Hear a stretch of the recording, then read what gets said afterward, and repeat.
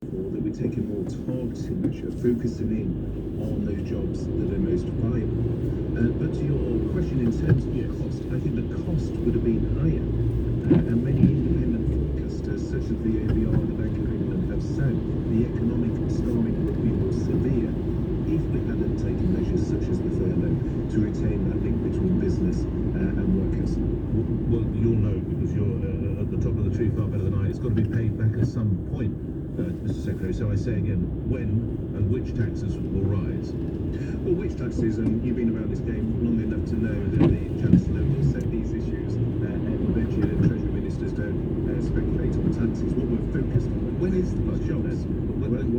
Exit the roundabout onto the Parkway. It will be this fiscal year. It doesn't have to be this calendar year, but it will be this fiscal year. But the key issue we're focusing on is, you're right, and I look forward to coming on the show, and I'm sure you will probe me quite rightly on what is the right mix between growth, which is what we want to see, and then borrowing. Continue on the Parkway for 1 mile.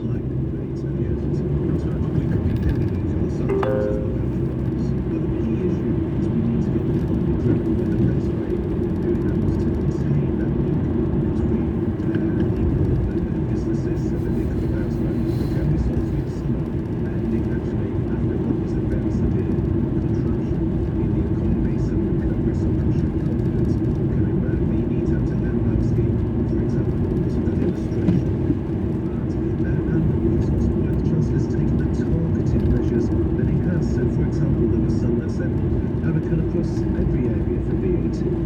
We didn't do that because that would come at a very significant cost. What we've done is tailored that and targeted that VAT cut at those hardest hit sectors, such as on hospitality, because also those are sectors that have a very high concentration of young people that are particularly damaged if they lose their jobs. And so just on the final point on this, I assure you, the budget will not be until next calendar year, but before the end of the fiscal year.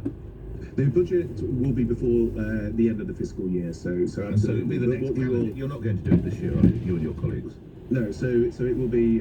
Well, it's a matter for the Chancellor in terms of when he holds his budget. But what I'm saying is it won't be later than the end of the fiscal year. And let's move to other matters. Critics are saying that it's too little, too late. The Len McCluskey, of course, you'll know from the Unite Union, says millions more will be facing poverty and joblessness in the coming weeks. It certainly does seem to have been a little late. As to too little, that's a subjective one, but why leave it so late? Well, it's not in that we had a £30 billion plan for jobs in July, and it's a combination of factors. Firstly, it's responding to the path of the virus and the fact that we will be living with the virus for longer than we had hoped. There's a balance in terms of the speed of reopening the economy.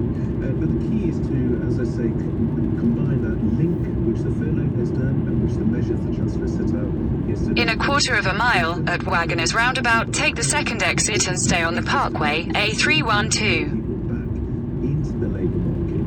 But equally important, and this matters I know to many of your listeners, Nick, equally important is not just the number of jobs we're able to save, and we're being honest that we won't be able to save every job, but it's also how long people are out of the labour market for. Right. That is a key aspect of this, because that really impacts people's life chances. So one of the key issues for us is ensuring that we boost infrastructure spend, green jobs, the other sectors of the economy that can grow, and ensure that we can train people and skill them up to move into those sectors. It's been, I have to say, broadly welcomed by most newspaper commentators, although one point I think is worth exploring. You talk about life chances, Mr. Secretary. Where was the training schemes? Where was the idea of retraining, which perhaps we've seen in other European countries? There was none of that, which surely is an omission. Well, that was set out in July in their plan for jobs. So you're absolutely right to point to the fact that there is a package, a need for a wide package, which combines protecting as many jobs as possible, but doing so in a more targeted way for the reasons you set out at the start of the interview in terms of the overall cost of these measures. But in addition, in July, Exit the roundabout onto the Parkway. the £2 billion Continue on A312 for 1.5 miles. The Chancellor announced for green jobs such as decarbonisation of public buildings, the green schemes in the home, looking at heating systems and installation, and many of those issues. The trickling of traineeships, the 2,000 that he announced for businesses that take on an apprenticeship. So there was a plan for jobs in the July that sits alongside the measures yesterday. But it's about getting the economy moving and ensuring we focus that support that does come at a cost, but we focus it on those jobs that are most viable. Is this the last word in job support schemes? Or might you have to, you and your colleagues, the Chancellor, have to return with more money?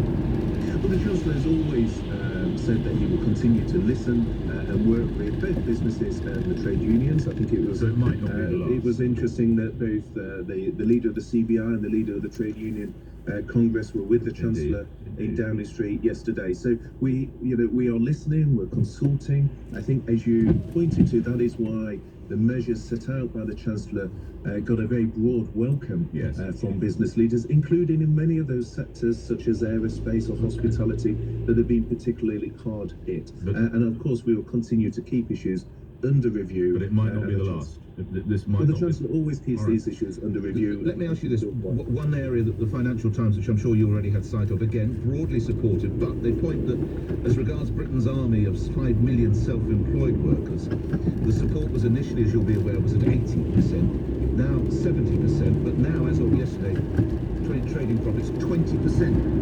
So could you lift 20% of your income? Well, the point is, internationally, I think if you look at what we have done on support for the self-employed, supported over 2.5 million people.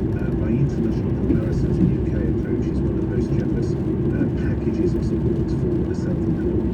And the point is, again, that you want to look at these around in terms of the wider things that have been announced. So for people that are self-employed, the continuation of access to loans, the extension of time to pay, the tax deferrals, these things help massively with cash flow. They were other measures that were announced earlier, such as the grants, the £10,000, the £25,000 grants that were awarded. So the point is that the self-employed income support package is one of the most generous packages of support for the self-employed. 95% of those who get the majority of their income from their self-employment have been supported through that scheme. But it sits alongside the other measures that the Chancellor has announced on tax, on loans, on boosting cash flow. One final question on a related but not exactly as precise matter. You may have seen the British Retail Consortium has said that the shoppers could feel the impact of a no-deal Brexit. I stress no deal. The consortium saying tariffs would add £3.1 billion a year to the cost of importation of food and drink unless the UK and the EU strikes a free trade agreement of some style. 99 days to go. To that pledge. I know you're a man who likes numbers. 99 days to go. Just an update on how important is it that a deal is done? How confident are you that a deal will be done, Mr. Barclay? Well, it is important. I'm smiling because you and I, in my previous role, had many conversations around deal and no deal, and you're obviously recalling those. I recall them very, very well. And of course, we've always said that it's in both sides' interests to strike a deal. But shoppers will hurt otherwise, Steve. Shoppers will 3.1 billion quid. But it's in the interest of both sides to strike a deal, and I think you've seen the intent from this government, in fact, with the deal we've recently struck with Japan. You know, we're a global trading country. We want to trade with the world. The European Union is our largest trading partner, and also they trade heavily with the United States. In 200 yards, turn right onto Rosslyn Avenue. And that is in both sides' interests. Grateful for your time this morning. Thanks very much indeed. Conservative MP and Chief Secretary of the Treasury, Stephen Barclay, appearing here on LBC where the time is 2 minutes after 8. News headlines, then Simon Conway. On your radio. Turn right onto Rosslyn Avenue, then turn left onto Harlington Road West. Leading Britain's conversation. This is LBC. From Global's newsroom at 8 o'clock, ministers insist the Chancellor's plan to support jobs after furlough ends has had a... Turn left onto Harlington Road West, then your destination will be on the right. Unions and some industries have warned the measures won't be enough to prevent mass redundancies. Rishi Sunak will top up the wages of workers forced to cut their hours. Your destination is on the right. Pandemic. Roger Saul is the founder of the fashion company Mulberry. I'm guessing at the end of the furlough there will be a mountain of redundancies, because I cannot see how small businesses or small medium businesses can survive if they have no trade. Everything is about cash in business. Have you got the cash? Have you created the profit to make the cash? And without that, you just can't survive. Mr Sunak says his new scheme is aimed at protecting viable roles once the furlough programme ends next month. Latest figures show the UK's national debt hit a new record at the end of August. It reached more than £2.02 trillion, around 250 billion more than the same time last year. Students in Scotland have been banned from going to bars, restaurants and other hospitality venues this weekend.